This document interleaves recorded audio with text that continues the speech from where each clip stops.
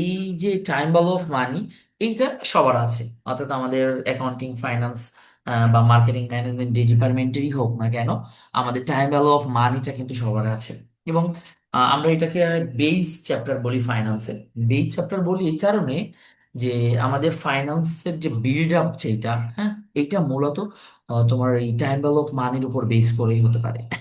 ব্যাপারটা এরকম যে টাইম ভ্যালু অফ মানি যদি আমরা একটু ভালো মতন বুঝতে পারি, তাহলে ওভারঅল ফাইন্যান্সের সিনারিটা আমরা ভালো মতন বুঝবো। যেমন আমি যখন বন্ড ভ্যালুয়েশন করাই, বন্ড ভ্যালুয়েশনের যে ফর্মুলাটা ইউজ করি, সেই সেম ফর্মুলা আমরা টাইম ভ্যালু অফ মানি থেকে দাঁড় করি। অর্থাৎ টাইম ভ্যালু অফ মানিটাকে যদি আমরা কমপ্লিটলি কাভার করতে পারি খুব ভালোভাবে, তাহলে বন্ড ভ্যালুয়েশনের জন্য আমাকে একটা ক্লাস এনাফ। আমি যদি টাইম ভ্যালু অফ মানির কনসেপ্টটা ভালো মতন করে যেতে পারি, তাহলে যেটা হবে, তাহলে আমার মিড টার্ম ফাইন্যান্সের যে চ্যাপ্টারটা, এটা পুরোপুরি কমপ্লিট হয়ে যাবে। অর্থাৎ মিড টার্ম ফাইন্যান্সে আমরা যে কাজ করি, এর কমপ্লিট কাজটাই আমাদের টাইম ভ্যালু অফ মানিতে হয়ে যায়। আমরা কস্ট অফ ক্যাপিটাল বা ক্যাপিটাল বাজেটিং এর যে ফর্মুলা গুলো করবো, সেখানেও কিন্তু টাইম ভ্যালু অফ মানির ফর্মুলা কিছুটা কানেক্টেড করবে। তার মানে ওভারঅল আমাদের যে চ্যাপ্টার গুলা বা ওভারঅল আমাদের যে টপিকস গুলা আছে ফাইন্যান্সে, হ্যাঁ, এই টপিকস গুলা টাইম ভ্যালু অফ মানির সাথে ইন্টার কানেক্টেড। ওই যে আমরা কচুরিপানা দেখছি না, কচুরিপানা, কচুরিপানা যেমন তোমার একটার সাথে আরেকটা লেজ লাগোয়া অবস্থায় থাকে। তুমি যদি একটা কচুরিপানা টান দাও, তাহলে দেখা যায় যে পুরা ঝাঁকি ধরে চলে আসছে। তো ফাইন্যান্সের টাইম ভ্যালু অফ মানিটা হচ্ছে এরকম, যে টাইম ভ্যালু অফ মানিটার সাথে অন্যান্য টপিকস গুলোর সাথে বেশি মিল আছে। সো আমাদের এই চ্যাপ্টারটাকে একটু বেশি ইমফেসিস দিতে হবে। অন্য যে কোনো চ্যাপ্টারের তুলনায় আমাদের এই চ্যাপ্টারের উপরে গুরুত্ব আরোপ করতে হবে বেশি। আর সেটা যদি আমরা করে ফেলতে পারি, তাহলে ফাইন্যান্সটা আমাদের জন্য ইজি হয়ে যাবে। আদারওয়াইজ ফাইন্যান্সটা কিন্তু আমাদের জন্য কঠিন হবে। আর একটা ব্যাপার সেটা হলো যে আমি যদি ইন্টারমিডিয়েটের স্টুডেন্টদের সাথে বা ইন্টারমিডিয়েটের স্টুডেন্টের একটা মেজারমেন্ট তোমাদের সামনে বলি, সেক্ষেত্রে ওদের কাছে অ্যাকাউন্টিং এর তুলনায় ফাইন্যান্স হচ্ছে 50%। অর্থাৎ একটা ইন্টারমিডিয়েট স্টুডেন্ট, সে যদি সমান সংখ্যক সময় অ্যাকাউন্টিং এ এবং ফাইন্যান্সে দেয়, তাহলে সে অ্যাকাউন্টিং এর তুলনায় ফাইন্যান্স অনেক দ্রুত বুঝে যেতে সক্ষম হবে। এখন তারপরেও কিছু কৌশল থাকে, তাহলে ফাইন্যান্স স্টুডেন্ট এত ভয় পাই কেন, বা ফাইন্যান্স আমরা পারছি না কেন, বা ফাইন্যান্স আমরা ভুলে যাচ্ছি কেন? এটার কয়েকটা কারণ আছে। প্রথমত যেটা হলো যে আমরা হচ্ছে ফাইন্যান্সকে অনেক ইজি সাবজেক্ট মনে করছি, এবং ইজি সাবজেক্ট মনে করে করে একদম লাস্ট মোমেন্টে আমরা এটা স্টার্ট করতে যাচ্ছি, একটা প্রবলেম। দ্বিতীয় যেটা, সেটা হচ্ছে যে আমরা শুরু থেকে এটাকে অনেক হার্ড করে ফেলেছি, না এটা অনেক কঠিন সাবজেক্ট, এটা আমরা পারবো না। তো আমি মাথায় যদি একবার এমন হয় যে একটা কঠিন সাবজেক্ট, সো এটা একবার মাথায় ঢুকায় ফেললে, এইটা কিন্তু আর সহসা আমাদের আর সহজ হবে না কোনোভাবেই। এটা হলো একটা ব্যাপার। তো আমরা যদি শুরুতেই আসি যে what is time value of money, তো টাইম ভ্যালু অফ মানি যদি বুঝতে হয়, তাহলে আমাদের ইনফ্লেশন বা মুদ্রাস্ফীতি বুঝতে হবে। পৃথিবীতে যখন কাগজে মুদ্রা ছিল না, অর্থাৎ 1910 বা 1920 দশকের আগ পর্যন্ত পৃথিবীতে যখন কাগজে মুদ্রা ছিল না, তখন পৃথিবীতে গোল্ড কয়েন বা স্বর্ণ মুদ্রা বা সিলভার কয়েন, রূপা মুদ্রাগুলো ব্যবহার করা হতো। এই সময় কিন্তু পৃথিবীবাসী মুদ্রাস্ফীতি জিনিসটা কি সেটা বোঝেনি। তাহলে পৃথিবীবাসী মুদ্রাস্ফীতি বুঝেছে কখন? মুদ্রাস্ফীতি বুঝেছে যখন পৃথিবীতে কাগজে মুদ্রা আসছে। অর্থাৎ পৃথিবীতে কাগজে মুদ্রা আসলো, কাগজে মুদ্রা আসার ফলে মানুষ কাগজে মুদ্রা ছাপানোর সময় যে শর্তগুলো করেছিল বা যে শর্ত মেনে চলে কাগজে মুদ্রা ছাপাতে হয়, সেইটাকে ব্রেক করে ফেললো। সেটা যখন ব্রেক হয়ে গেল, তখন মানুষ কি হলো, এই যে মুদ্রাস্ফীতির চান্সটা আসলো। মুদ্রাস্ফীতি বলতে বোঝায় যে একই পরিমাণ জিনিস পূর্বের তুলনায় বেশি দামে পারচেস করার যে বিষয়গুলো, সেটাই হচ্ছে আমাদের মুদ্রাস্ফীতি। তো টাইম ভ্যালু অফ মানির সাথে মুদ্রাস্ফীতির বেশ কানেকশন রয়েছে, বেশ ইন্টার কানেক্টেড একটা একটার সাথে। টাইম ভ্যালু অফ মানি ব্যাপারটা হচ্ছে এরকম যে আমরা আজকে যে টাকাটা পাবো, সেটা ফিউচারের টাকার তুলনায় অবভিয়াসলি বেশি ভ্যালুয়েবল। অর্থাৎ আমি যদি বলি যে time value of money means that the value of unit of money is different in different time period. অর্থাৎ আমি যদি ভবিষ্যৎ কোনো সময়ে টাকার সাথে আজকের সময়ের টাকাটার পার্থক্য করি বা ম্যাচ করতে চাই, তাহলে ডেফিনেটলি দুইটা টাকা ভিন্ন হবে। অর্থাৎ ভবিষ্যতে আমি যে টাকা পাবো বা যেই পরিমাণ টাকা পাবো, আজকে যদি আমি সেই পরিমাণ টাকা পাই, তাহলে সেই টাকার পার্থক্যটা ডিফারেন্স হবে। আমরা এই ছোট সংজ্ঞাটাকে মুখস্থ করে ফেলতে পারি। এটা খান অ্যান্ড জেইন দিয়েছে। Financial prominent writer.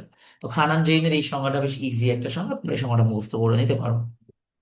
বা গিটম্যানের একটা সংজ্ঞা আছে এখানে, গিটম্যানের এই সংজ্ঞাটা নিতে পারো। আমি এই পিডিএফটা তোমাদেরকে দিয়ে দিব ক্লাস শেষে। আমার ক্লাসের সিস্টেম, অনলাইনের ক্লাস সিস্টেমটা হচ্ছে এমন, আমরা প্রথমে ক্লাসটা নিব। ক্লাসটা নেওয়ার পরে এই ক্লাসের রেকর্ডিং হচ্ছে, আমি রেকর্ডিংটাকে তোমার গুগল ড্রাইভে আপলোড করে দিব এবং তোমাদেরকে একটা লিঙ্ক দিয়ে দিব, যে লিঙ্কে তুমি যখন ইচ্ছা তখন ঢুকতে পারবা। ইন কেস তুমি যদি কখনো কোনো ক্লাস মিস করে ফেলো, তাহলে পরবর্তীতে তুমি ড্রাইভের লিঙ্কে ঢুকে ক্লাসটা করে ফেলতে পারবা এবং পরবর্তীতে আমাদের যে লাইভ ক্লাসটা হবে সেখানে তুমি কোশ্চেন করতে পারবা। তো এইভাবেই হচ্ছে আমি অনলাইন ক্লাসগুলো কন্ডাক্ট করি। তো এটা যেহেতু আমি গ্রুপে দিয়ে দিব, এটা নিয়ে আর আমি ডিসকাস না করি, তাহলে মূল বিষয়টা হচ্ছে টাইম অফ মানির কনসেপ্টটা হচ্ছে আমাদের ডিফারেন্ট টাইম পিরিয়ডে আমাদের মানির যে ভ্যালুটা, এই ভ্যালু অফ মানিও ডিফারেন্ট হয়ে যাচ্ছে। এই যে ডিফারেন্ট টাইম পিরিয়ডে ভ্যালু অফ মানির যে ডিফারেন্সটা হচ্ছে, সেই ডিফারেন্সটাই মূলত হচ্ছে টাইম ভ্যালু অফ মানি। এখন যদি এমন হয় তোমাকে কেউ বললো যে আজকে তোমাকে আমি 10,000 টাকা দিব অ্যান্ড অন ইয়ার পরে তোমাকে আমি 10,000 টাকা দিব, তুমি কোনটা অ্যাকসেপ্ট করবা? তো এই ক্ষেত্রে এই ধরনের অপশন যদি দেওয়া হয়, মোস্ট অফ দ্য কেস বেশিরভাগই তোমার হচ্ছে বর্তমান মূল্যকে পছন্দ করে। এখন কোশ্চেন হচ্ছে তাহলে কেন তারা বর্তমান মূল্যটাকে পছন্দ করে? এটাই হচ্ছে আমাদের what is the time preference for money, or এটা আমরা বলতে পারি reason for time preference of money. মানে আমরা যে অর্থের সময় মূল্যটাকে অগ্রাধিকার দেই, বা অর্থের বর্তমান ভ্যালুটাকে আমরা অগ্রাধিকার দেই, এটা অ্যাকচুয়ালি আমরা কেন দেই, কি কারণে দেয়, সেই বিষয়টা হচ্ছে এখানে। তো এটার জন্য আমাদের প্রথম যেটা আছে সেটা হচ্ছে আনসার্টেনটি। তো আনসার্টেনটি মানে অনিশ্চয়তা। আমি তার কাছে টাকা পাবো, হ্যাঁ সে আমাকে টাকা দিতে চেয়েছে, বাট অনিয়ার পরে সে টাকা দিবে কি দিবে না, সে বেঁচে থাকবে কি থাকবে না, এটার তো কোনো গ্যারেন্টি নেই। তো এটা একটা আনসার্টেনটির মধ্যে দিয়ে আছে আমাদের এই পছন্দনীয়তার প্রথম কারণ। সেকেন্ডলি যেটা, সেটা হচ্ছে তোমার টাইম প্রিফারেন্স। আমরা যদি এই টাকাটা এখন পাই, তো আমি এখনই এটাকে কনজিউম করতে পারবো, এখন এটাকে ভোগ করে ফেলতে পারবো। বাট আমি যদি এটাকে এখন না পাই, 1 বছর পরে পাই, তাহলে আমাকে কনজিউম করার জন্য আরো 1 বছর সময় নিতে হবে। এরপরে যেটা আছে সেটা হচ্ছে আমাদের অপরচুনিটি কস্ট। আমরা বুঝি অপরচুনিটি কস্ট বলতে হচ্ছে আমি এই টাকাটা যদি এখন পাই, সো আমি এটাকে এখন কোনো না কোনো জায়গায় ইনভেস্টমেন্ট করে ফেলতে পারবো। সো সেক্ষেত্রে আমি সেখানে কিছু পরিমাণ বেনিফিটেড হতে পারি। বাট আমি যদি 1 বছর পরে এটাকে পাই, তাহলে সেই ইনভেস্টমেন্ট অপরচুনিটি বা অপরচুনিটি কস্ট যেটাকে বলছি, সেটা তো আমি এখান থেকে আর পাচ্ছি না। অ্যান্ড ফাইনালি ইনফ্লেশন, মুদ্রাস্ফীতি। মুদ্রাস্ফীতি বলছিলাম যে একই পরিমাণে দ্রব্য কেনার জন্য পূর্বের তুলনায় যদি বর্তমানে বেশি টাকা দিতে হয়, সেটাকে আমরা মুদ্রাস্ফীতি বলি। আর সহজ বাংলায় বলি হচ্ছে আমরা দ্রব্যমূল্য বৃদ্ধি। অ্যাকচুয়ালি দ্রব্যমূল্য বৃদ্ধি পায় না, দ্রব্যমূল্য যেখানে ছিল সেখানেই থেকে যায়, শুধু টাকার মূল্যটা কমে যায়। এই যে টাকার মূল্যটা কমে যাচ্ছে, এটাকে আমরা বলছি হচ্ছে মুদ্রাস্ফীতি বা ইনফ্লেশন। এরপরে যদি আমরা আসি যে এই অর্থ সময় মূল্যটা আসলে আমরা কেন শিখবো, importance of time value of money বা necessity of time value of money. তো আমাদের এটা ইম্পর্টেন্স কি, আমরা কেন এই টাইম ভ্যালু অফ মানি শিখবো, আমার এটা শেখার জন্য এইম কি, প্রয়োজনীয়তা কি? তো এটা যদি আমরা বলি, তাহলে শুরুতে হচ্ছে টেক ডিসিশন। আমরা একটা অর্গানাইজেশন, সে কোনো একটা ফার্মে ইনভেস্টমেন্ট করবে নাকি করবে না, সেই ব্যাপারে ডিসিশন মেকিং এর জন্য most important factor is time value of মানি। আমি টাইম ভ্যালু অফ মানি দিয়ে জাজ করতে পারি যে না, একটা প্রজেক্টে ইনভেস্টমেন্ট করলে আমি এখান থেকে বেনিফিটেড হব নাকি লুজার হব। তা আমি যদি কোনো প্রজেক্টে ইনভেস্টমেন্টের ফলে বেনিফিটেড না হই, তাহলে সেই প্রজেক্টে আমি কেন ইনভেস্টমেন্ট করব? আমি কোনো প্রজেক্টে ইনভেস্ট করতে হলে ডেফিনেটলি আমাকে সেখান থেকে বেনিফিটেড হতে হবে। আমি বেনিফিটেড হলেই ইনভেস্টমেন্ট করবো, আদারওয়াইজ এই ধরনের ইনভেস্টমেন্টে আমি যাব না। সো ডিসিশন মেকিং এর জন্য টাইম ভ্যালু অফ মানি সম্পর্কে নলেজ রাখা একটা ইম্পর্টেন্ট ফ্যাক্টর। আর সেকেন্ডলি যেটা আছে প্রজেক্ট সিলেকশন। এই প্রজেক্ট সিলেকশন ও ডিসিশন মেকিং এর পার্ট, যে আমি কোন প্রজেক্টটা সিলেক্ট করব। Risk and uncertainty. Risk and আনসার্টেনটির মধ্যে কিন্তু একটা পার্থক্য রয়েছে। আনসার্টেনটি আমরা জানি, তো সেটা হচ্ছে তোমার ইন ফিউচারে কোনো কিছু ঘটতে পারে, আবার নাও ঘটতে পারে, এই যে একটা সম্ভাবনা, এটাকে আমরা আনসার্টেনটি বলছি। আর রিস্ক হলো এই অনিশ্চয়তা বা আনসার্টেনটির মধ্যে যতটুকু ঘটে যায়, আর এই ঘটার ফলে আমার যে ক্ষতিটা হচ্ছে, সেই ক্ষতি হচ্ছে রিস্ক। সো রিস্ক অ্যান্ড আনসার্টেনটির মধ্যে আমাদের বেশ একটু ডিফারেন্স রয়েছে। এর বাইরে আমাদের আছে এই যারা ঋণের কিস্তি নির্ধারণ। নিজেরা তো আমরা বুঝি যে আমি মনে করো কোনো একটা অ্যাসেট আমার নিড আছে, বাট ওই অ্যাসেটটা পারচেস করার মতো সাফিসিয়েন্ট ফান্ড আমার কাছে নাই। তো তো এখন যেহেতু সাফিসিয়েন্ট ফান্ড আমার কাছে নাই, তো আমি এই অ্যাসেটটাকে কারো না কারো কাছ থেকে ভাড়া নিয়ে চালিয়ে দিতে পারি। তো আমি যদি এমন কোনো একটা অর্গানাইজেশনের কাছে পাই যারা হচ্ছে অ্যাসেট ভাড়া দেয়, অর্থাৎ এই অ্যাসেটটাকে আমি ইউজ করব এবং অ্যাসেটটা ইউজ করার জন্য আমি কিছু পরিমাণের টাকা তাকে ভাড়া দিব। এই যে প্রসেস, এই প্রসেসটাকে আমরা বলি হচ্ছে লিজিং বা ইজারা। আর ইনস্টলমেন্ট বের করার জন্য আমাদের হচ্ছে এই time of money related non information দরকার হয়। ফান্ড ম্যানেজমেন্ট যেটাকে বলি আমরা, ফান্ড ব্যবস্থাপনা বা তহবিল ব্যবস্থাপনা।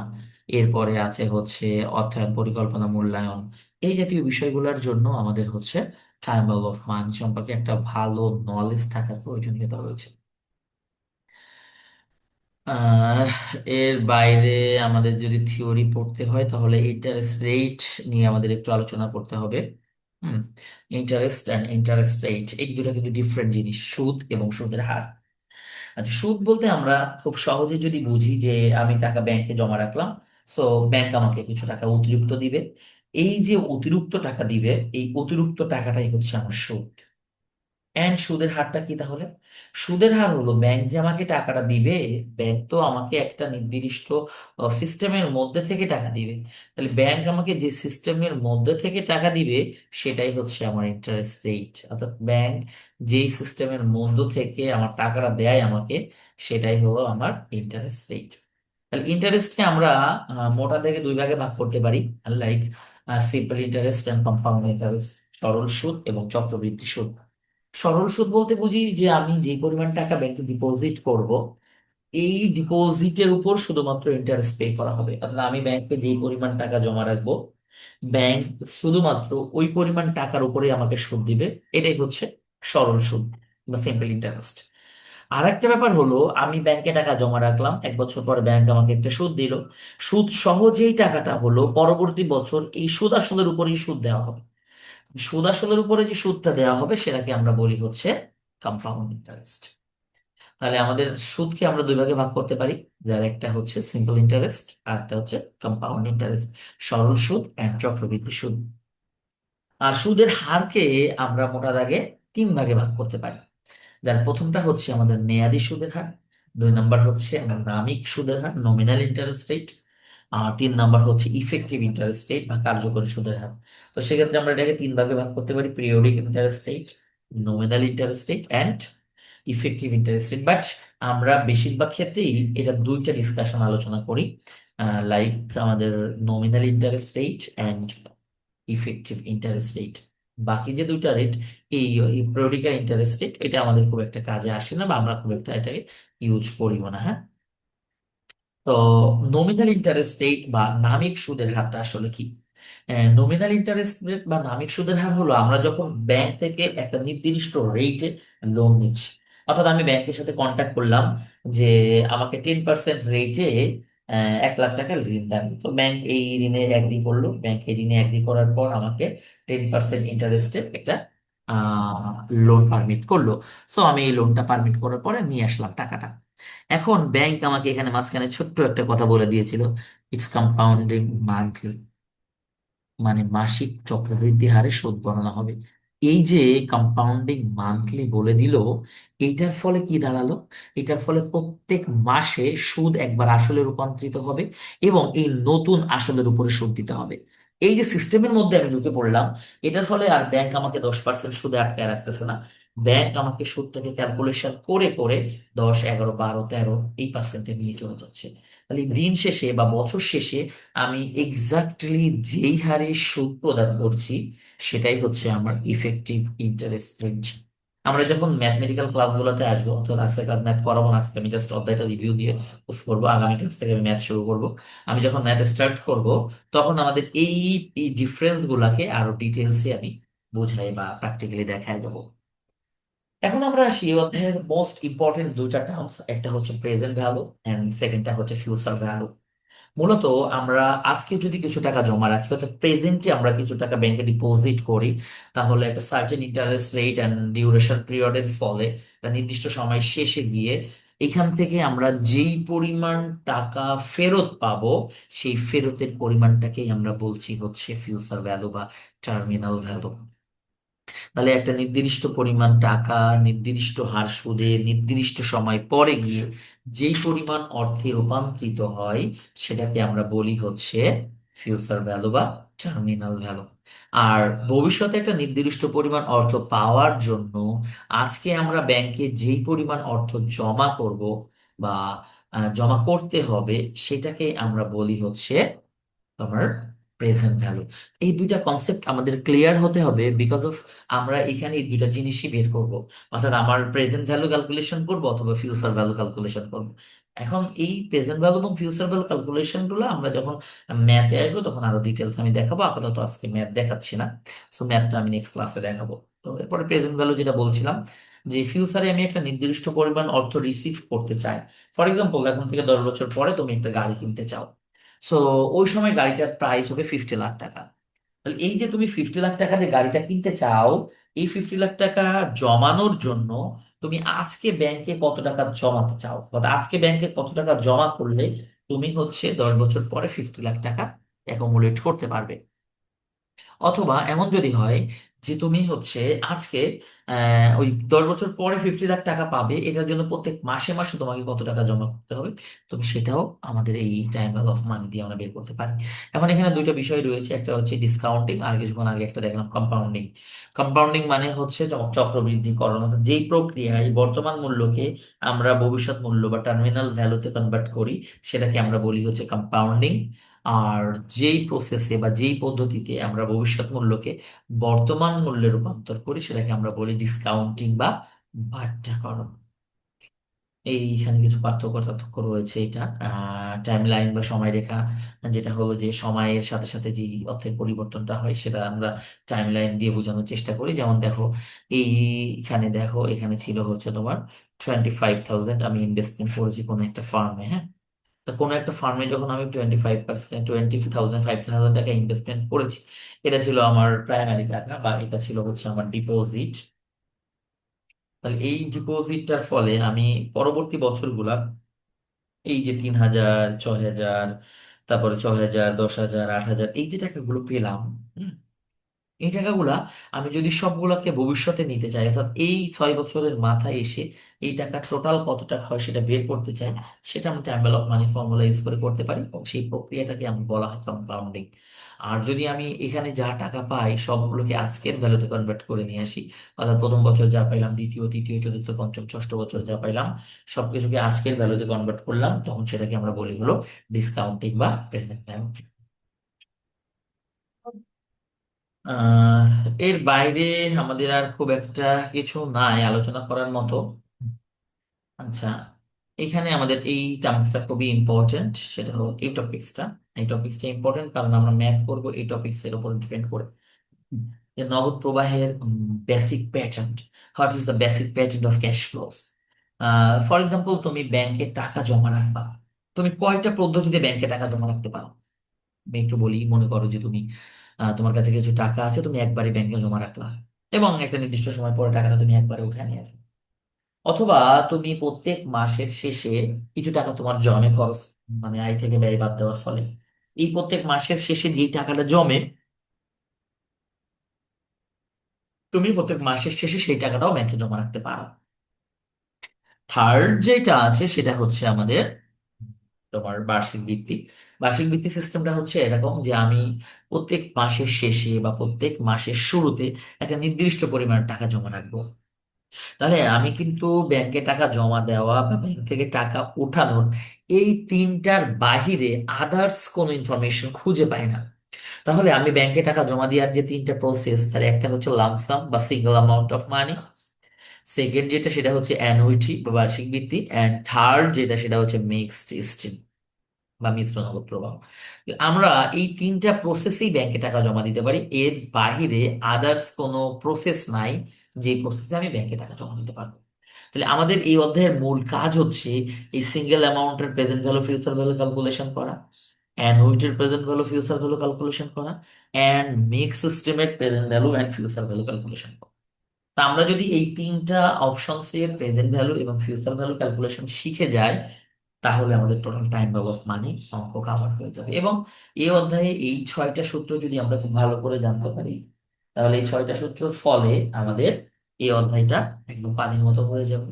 আর এই অধ্যায়টা শিখে ফেলা মানে আমাদের ওভারঅল ফাইন্যান্স সম্পর্কে আমরা আরো একটু সামনের দিকে এগিয়ে যেতে পারবো, ফাইন্যান্স নিয়ে আমাদের আরো একটু ডিটেলস ধারণা হবে। এখন এখানে আরেকটা বিষয় রয়েছে, এই যে অ্যানুইটি বা বার্ষিক বৃত্তি। অ্যানুইটিতে বার্ষিক ভিত্তিটা হলো একটা নির্দিষ্ট সময় পর পর নির্দিষ্ট পরিমাণ অর্থ ব্যাংকে জমা দেওয়া হবে, certain amount of money and duration period. Annuity হওয়ার জন্য দুইটা কন্ডিশন ফুলফিল করতে হয়: number of certain amount of money and number certain period. অর্থাৎ একটা নির্দিষ্ট সময় থাকবে এবং নির্দিষ্ট পরিমাণ অর্থ থাকবে। এই নির্দিষ্ট সময় পর পর এবং নির্দিষ্ট পরিমাণের অর্থের যে প্রাপ্তি বা প্রদান, সেটাকেই আমরা বলি হচ্ছে অ্যানুইটি বা বার্ষিক ভিত্তি। অ্যানুইটি থেকে মোটা দাগে 4 ভাগে ভাগ করা যায়। একটা হলো ordinary annuity, annuity due, deferred annuity and perpetual annuity. But আমাদের যে অঙ্ক করতে হয়, অঙ্কের জন্য আমরা মাত্র দুই প্যাটার্নের অ্যানুইটি ইউজ করে থাকি। সেই যে দুই প্যাটার্নের অ্যানুইটি, সেটা হচ্ছে আমাদের ordinary annuity and annuity due. এই দুই প্যাটার্নটা আমরা এখানে করে থাকি। তাহলে আর বাকি যে দুইটা, সেই দুইটার ম্যাথ আসে আমাদের, বাট খুব স্লাইটলি ম্যাথ আসে, ওটা ম্যাথ করার সময় আলাদা করে দেখাই দিব। তাহলে আমি যদি অ্যানুইটি ডেফিনেশন গুলো একটু বলে দেই, অর্ডিনারি অ্যানুইটিটা কি? 5 মিনিট পরে বলবো, 5 মিনিট ক্লাস শেষ করবো। আচ্ছা, অর্ডিনারি অ্যানুইটি, অর্ডিনারি অ্যানুইটি বলতে আমরা এমন এক ধরনের অ্যানুইটি বুঝি যেখানে যেই অ্যানুইটি বা বার্ষিক ভিত্তিতে ক্যাশ ইনফ্লো অর আউটফ্লো একটা সার্টেন টাইমের শেষে হয়ে থাকে। অর্থাৎ একটা নির্দিষ্ট সময়ের শেষে বা একটা নির্দিষ্ট সময়ের শুরুতে আমরা যে টাকাটা প্রদান করি, এটার উপর ডিপেন্ড করে অ্যানুইটি ক্লাসিফিকেশন করা হয়। তাহলে অর্ডিনারি অ্যানুইটি হচ্ছে এমন এক ধরনের অ্যানুইটি যেখানে অর্থের প্রাপ্তি বা প্রদান নির্দিষ্ট সময়ের শেষে সংঘটিত হবে, certain time, end of the day, end of the month, end of the year. আর অগ্রিম বা অ্যানুইটি ডিউতে আমরা কি করি, একটা নির্দিষ্ট সময়ের শুরুতে অর্থের প্রাপ্তি বা প্রদান ঘটে থাকে। আর ডেফার্ড অ্যানুইটি যেটা, সেটা হলো যে অ্যানুইটি ঘটবে, সেটা অর্ডিনারিও হতে পারে, আবার সেটা হচ্ছে তোমার ডিউ হতে পারে, বাট এটা একটা সার্টেন টাইম পিরিয়ড পরে গিয়ে শুরু হবে। এখন না, 5 বছর পর থেকে শুরু হবে। ফর এক্সাম্পল, তোমার বাবার এজ এখন 55, তোমার বাবা যখন 60 ইয়ার্সে যাবে তখন সে রিটায়ারমেন্টে চলে যাবে। তো এই যে 60 থেকে সে একটা অ্যানুইটি বা একটা প্রত্যেক মাসে মাসে নির্দিষ্ট পরিমাণের অর্থ পাবে, এই যে প্রত্যেক মাসে মাসে যে নির্দিষ্ট পরিমাণের অর্থটা সে পাবে, এইটা যখন আমরা অ্যানুইটিতে ক্যালকুলেশন করব, সেটা হয়ে যাবে ডেফার্ড অ্যানুইটি। এবং সর্বশেষ হচ্ছে পারপিচুয়াল অ্যানুইটি। পারপিচুয়াল অ্যানুইটিটা এমন যেটা এন্ডিং আছে কিন্তু, ওই যে স্টার্ট আছে কিন্তু এন্ডিং নাই, এটা শুরু আছে কিন্তু শেষ নেই। যেমন নোবেল প্রাইজ, সেই যে নোবেল প্রাইজ দেওয়া শুরু হয়েছে, আর কখনো এটা বন্ধ হয়নি। তোমার বাড়ির পাশে একটা এতিমখানা আছে, তুমি চাচ্ছ এই এতিমখানায় একটা নির্দিষ্ট পরিমাণ অর্থ ডোনেট করবা এভরি ইয়ার। এভরি ইয়ার যে তুমি নির্দিষ্ট পরিমাণ অর্থ এখানে ডোনেট করতে চাও, তাহলে এই নির্দিষ্ট পরিমাণ অর্থ অনির্দিষ্টকাল প্রদান করার জন্য তোমাকে আজকে কত টাকা ব্যাংকে জমা রাখতে হবে, সেইটা জানার জন্যই আমরা হচ্ছে পারপিচুয়াল অ্যানুইটি করে থাকি। তাহলে অ্যানুইটি 4 ধরনের: ordinary annuity, annuity due, deferred annuity and perpetual annuity. এই ছিল মোটামুটি আমাদের, এই যে এখানে পারপিচুয়াল ডিফারেন্ট অ্যানুইটি ডেফিনেশন দেওয়া আছে, এখানে এই যে পারপিচুয়াল অ্যানুইটি ডেফিনেশন দেওয়া আছে। হ্যাঁ, আমি এই শীটটা তোমাদেরকে দিয়ে দিব। ও, আরেকটা জিনিস একটু বুঝিয়ে দেয়, ক্লাসটা শেষ করবো তার আগে। এটা হচ্ছে রুল 69 অ্যান্ড রুল 72। আমরা যখন শর্টকাটে কত সময়ে আসল টাকা দ্বিগুণ হবে বা কত বছর, কত পার্সেন্ট হার সুদে আসল টাকা দ্বিগুণ হবে, এইটা ক্যালকুলেশন করতে চাই, ডেফিনেটলি সেটা শর্টকাটে, তখন যেটা আমরা দেখি সেটা হচ্ছে রুল 69 আর রুল 72। এই রুল 69 আমরা ইউজ করি অর্ধবার্ষিক চক্রবৃদ্ধির ক্ষেত্রে, অ্যান্ড রুল 72 ইউজ করি হচ্ছে আমরা বার্ষিক চক্রবৃদ্ধির ক্ষেত্রে। আহ, এর বাইরে আমাদের আর খুব একটা থিওরিটিক্যাল আলোচনা এই অধ্যায়ের সাথে নাই, যেটা ছিল মোটামুটি আমরা করে ফেলেছি। তো আগামী ক্লাস ইনশাল্লাহ আমি ম্যাথ শুরু করব। আর তোমাদের যেটা হচ্ছে, আমি তো সিস্টেমটা বললাম, তোমাদের যদি এই ক্লাসের উপরে কারো কোনো কোশ্চেন থাকে তাহলে একটু বলো আমাকে, মানে আজকে যতটুকু ডিসকাশন হলো এটুকুর উপরে কারো কোনো প্রবলেম থাকে বলো।